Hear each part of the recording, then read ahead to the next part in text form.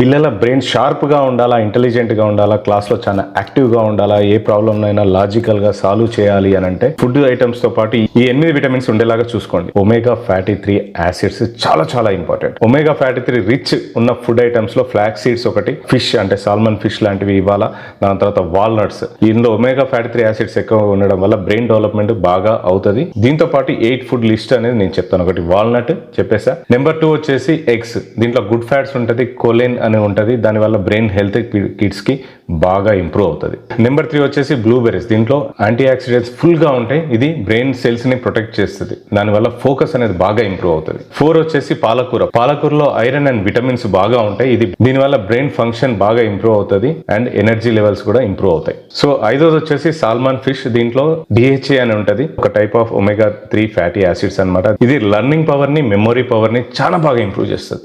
6వది వచ్చేసి గుమ్మడికాయ గింజలు. 7వది వచ్చేసి ఆవకాడో. 8వది వచ్చేసి డార్క్ చాక్లెట్.